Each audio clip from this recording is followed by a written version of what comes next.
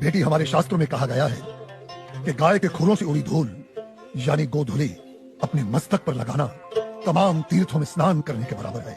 लेकिन स्वामी जी, आपने ये गौशाला खोलकर जो बूढ़ी और दूध ना देने वाली गायों को शेल्टर दिया है, अगर कोई कसाई इन्हीं गायों को काटकर उनका मांस अगर बाजार में बेचता है, उसे तो 30-40 हजार का लाभ हो सकता है। लेकिन आपने तो इन बूढ़ी गायों को शरण देकर उसके पेट पर तो लात मार दी है। उस बेचारे का तो रोजगार छिन गया है स्वामी जी। हम कितने एहसान फरामोश हो गए हैं बेटी। चलो आज एक कैलकुलेशन करते हैं। एक गाय 20 से 25 साल जीती है। वो अपने जीवन काल में 15 साल हर रोज 15 से 20 लीटर दूध देती है। इसका मतलब एक साल में हुए तकरीबन 7,000 लीटर दूध और 15 साल में हुए 1,05,000 लीटर दूध। अब आप अंदाजा लगा लो 1 लीटर दूध कितने का बिकता है और 1,05,000 लीटर दूध कितने का बिकेगा। अब तुम वैसे ही गोबर और गौमूत्र का भी गणित जोड़ लो।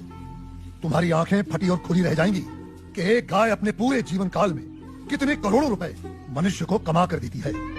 बेटी, अनेक इंडस्ट्रीज काऊ डेयरी और उसके बाय प्रोडक्ट्स पर टिकी हुई हैं। और ये गणित यहीं खत्म नहीं होता बेटी। उसकी मृत्यु के उपरांत उसकी चमड़ी, उसकी अस्थियां भी काम में आती हैं। उससे भी लोग पैसे कमाते हैं।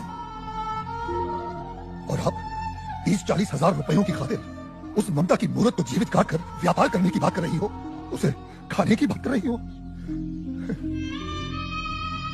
और कितना त्याग, कितना उपकार चाहिए एक प्राणी से।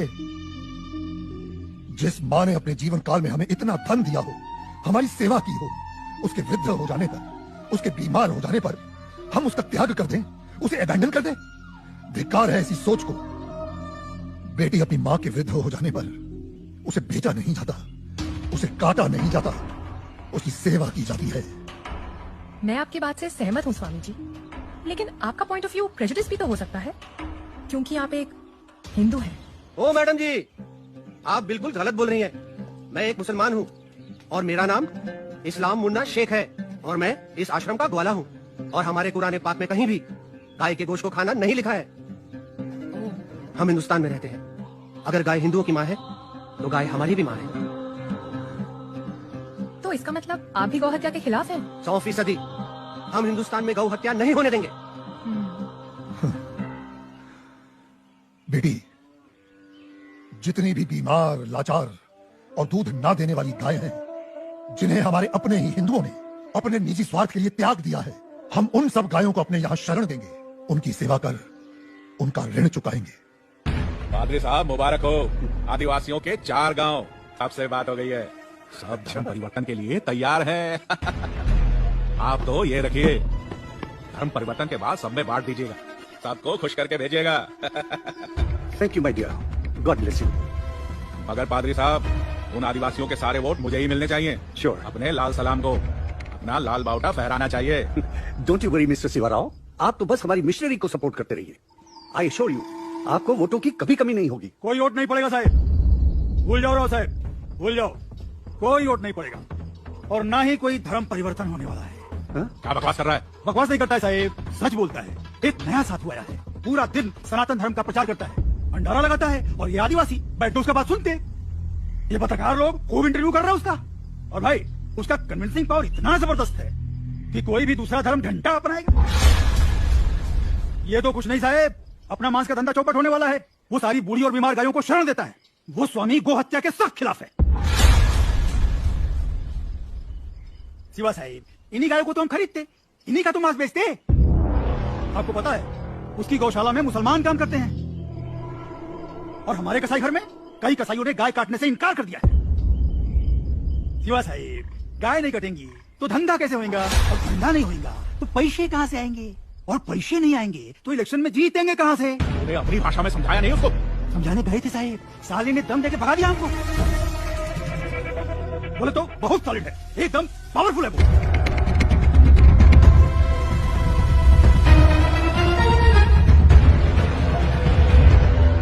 स्वामी जी, आप तो सेक्युलर हैं, लेकिन आपके हिंदू धर्म में ये जो कास्ट सिस्टम है, जात पात, भेदभाव, ऊंच नीच, इसके बारे में आपको क्या कहना है? हाँ बेटी, इन्हीं बुराइयों ने तो हमारे सनातन धर्म को कलंकित कर दिया है और मैं बेटी इसका सख्त विरोध करता हूँ। लेकिन बेटी, क्या तुम जानती हो ये ब्राह्मण, क्षत्रिय, वैश्य और शूद्र जातियां नहीं हैं। ये 4 वर्ण हैं और इन 4 वर्णों का विभाजन जन्म के आधार पर नहीं, कर्म के आधार पर किया गया है।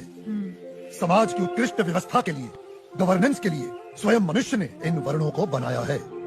बेटी जो तेज बुद्धि वाले थे, उन्हें पूजा पाठ, पठन पाठन, यज्ञ हवन और ज्ञान का प्रचार सौंपा गया।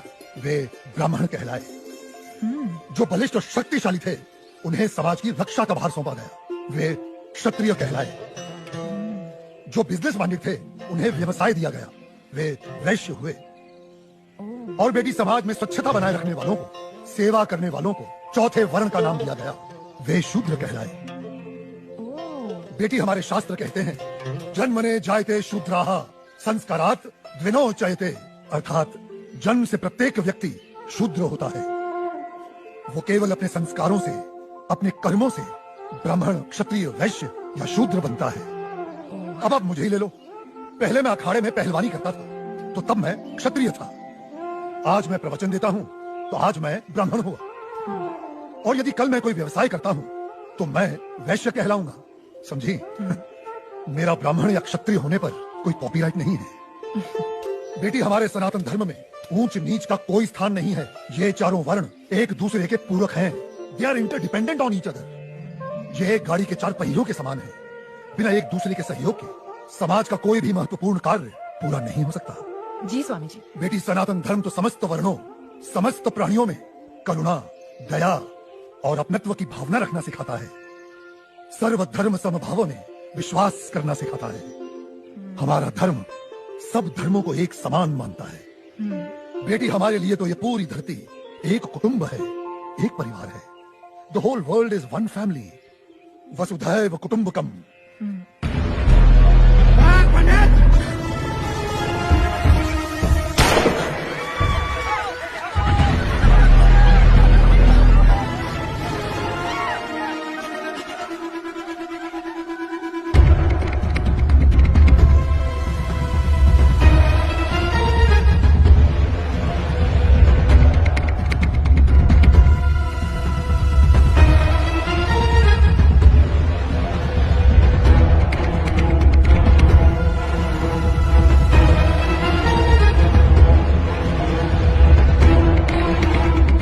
हो क्या रहा है यहाँ पर? हाँ, चल क्या रहा है यहाँ पर?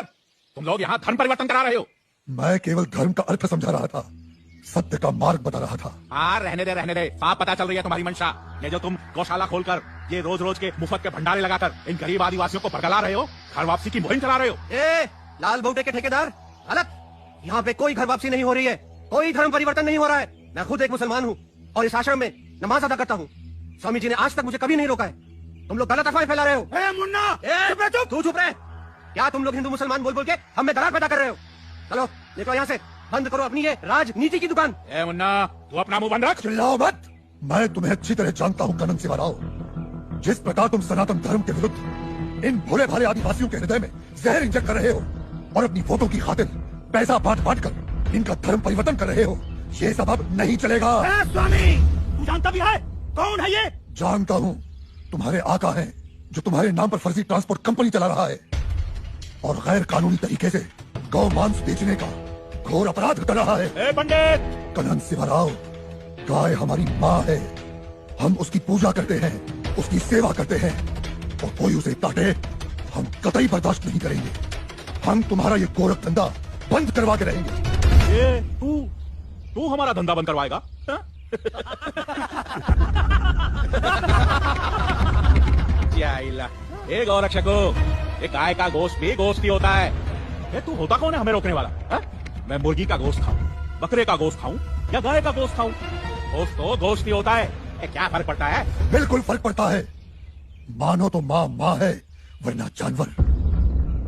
कनन सिवा राव, माँ, बहन, बेटी और पत्नी सभी स्त्री जात होती हैं, लेकिन सभी के साथ एक जैसा संबंध नहीं बनाया जा सकता। ए कनन, क्या तू अपनी माँ बहनों के साथ सोता है, उनका बिस्तर गर्म करता है? हरामखोर, माँ पे जाता है।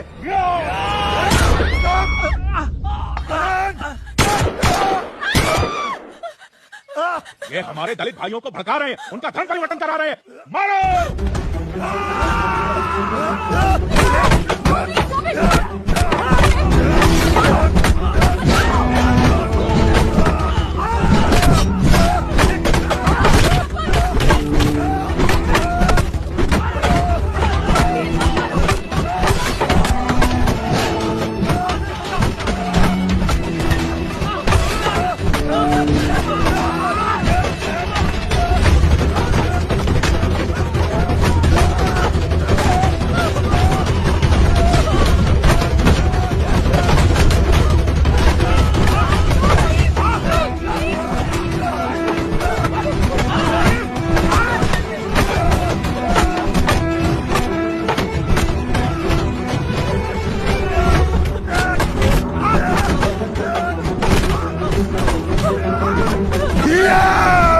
कनन से बनाओ, ब्राह्मण को कमजोर मत समझ, ब्राह्मण दीनहीन तो सुदामा, त्याग में दधीचि और प्रतिशोध में चाणक्य और दंभ में रावण और रुद्र हुआ तो परशुराम।